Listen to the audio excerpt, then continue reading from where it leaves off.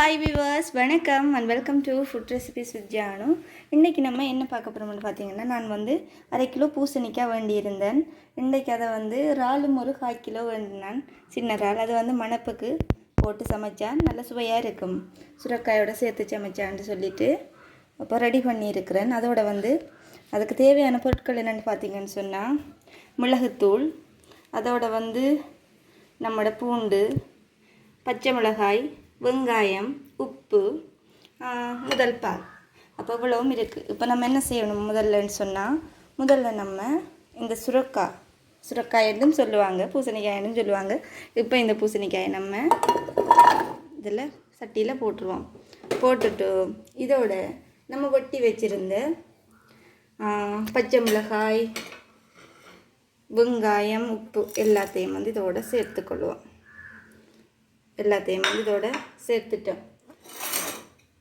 சேர்த்துட்டு இப்போ நம்ம உள்ளியும் வச்சுருந்தோம் கட் பண்ணி, அதை வந்து நான் வந்து இடிச்சிட்டு தான் வச்சுருந்தேன். நான் மெதுவாக கொஞ்சமாக தட்டிட்டு போட்டுட்டு அதோட வந்து தேவையான அளவு மிளகுத்தூள், பச்சை மிளகாயும் போட்டிருக்கிறதுனால நான் வந்து எடுத்து வச்சுருந்ததுலேருந்து ஒரு அரைவாசி தான் போட்டிருக்கிறேன்.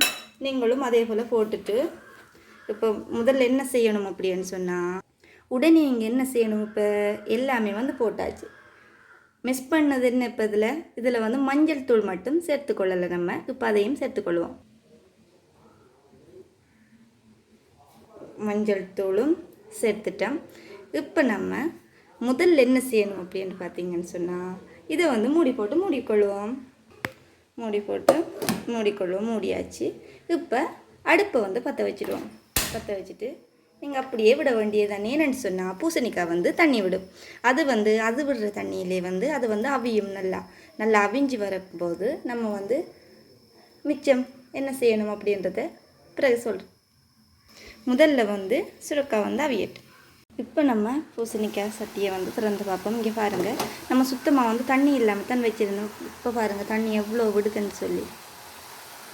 இதுக்காக வேண்டி தான் நம்ம வந்து தண்ணி விடுறையில் இங்கே பாருங்கள் எவ்வளோ வருதுன்னு சொல்லி.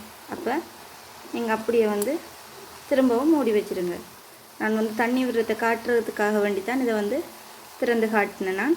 இப்போ வந்து அழகாக வந்து இது தண்ணி விட்டு இது அவியட்டும். இப்போ மூடி வச்சுக்கொள்வோம். தண்ணி எல்லாம் விட்டு பூசணிக்காய் வந்து அவிஞ்சிட்டு இங்கே பாருங்கள் நல்லா வந்து அவிஞ்சிட்டுது.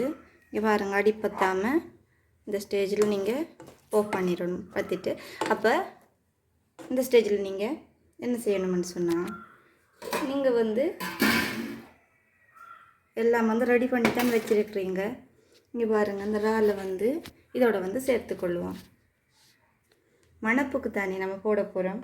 அப்போ இன்னும் சுவையாக இருக்கும். இதோட வந்து அதை சேர்த்திங்கன்னு சொன்னால் இன்னும் சுவையாக இருக்கும். இப்போ அதை வந்து இதோட சேர்த்துடுவோம்.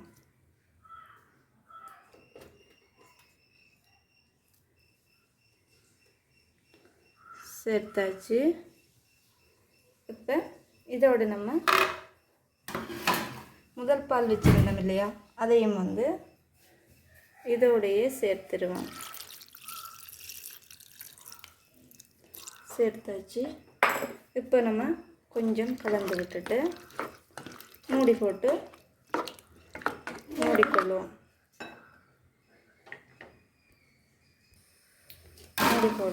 மூடிக்கொள்வோம். இது வந்து அவிஞ்சிட்டது. இன்னும் கொஞ்சம் கூடுதலாக அவியது. இந்த பாலோட சேர்ந்து நல்லா இந்த இறாலும் அவிஞ்சு அழகாக வற்றி நமக்கு கட்டியாக வெள்ளைக்கறி போல் வெட்டி எடுக்கிறது போல் நமக்கு வரும். இந்த டைமில் நீங்கள் முக்கியமாக கவனிக்க வேண்டியது என்னென்னு பார்த்தீங்கன்னு சொன்னால், இறால் நம்ம வந்து லாஸ்ட்டாக தான் போட போகிறோம் பாலோடு சேர்த்து. அப்போ நம்ம இந்த டைம்லையும் கொஞ்சமாக உப்பு சேர்த்துக்கொள்ளணும். ஏன்னு சொன்னால், இறால்லையும் பால் மூத்திரம். அப்போ அதில் வந்து அது வந்து நல்லா சேரணும். உப்பு வந்து இறாலோட சேர்ந்தால் தான் அது வந்து நல்லா இருக்கும். இது இறால் என்று சொல்ல மாட்டோம், கூனி என்று சொல்லுவோம். சின்ன இறால் தானே, கூனி இறால். இது வந்து மணப்புக்கு நல்ல சுவையாக இருக்கும். நீங்கள் ஒரு தரம் வீட்டில் இப்படி ட்ரை பண்ணி பாருங்கள். நான் இது வந்து எப்படி வருதுன்னு சொல்லி இப்போ காட்டுறேன் லாஸ்ட்டில். இங்கே பாருங்கள் நல்லா வந்து கொதி வந்து கொண்டு இருக்குது. அப்போ இந்த டைமில் நீங்கள் கொஞ்சமாக வறுத்து வச்சுருந்து சீரகம் கொஞ்சம் இதோட வந்து சேர்த்துக்கொள்ளுங்க. சீரகம் சேர்த்துட்டு கொஞ்சம் கலந்து விடுங்க.